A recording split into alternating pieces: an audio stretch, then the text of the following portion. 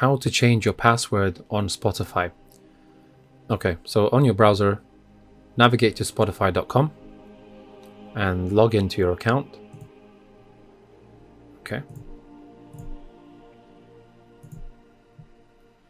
Once logged into your account, if you scroll down on the left, it should say change password.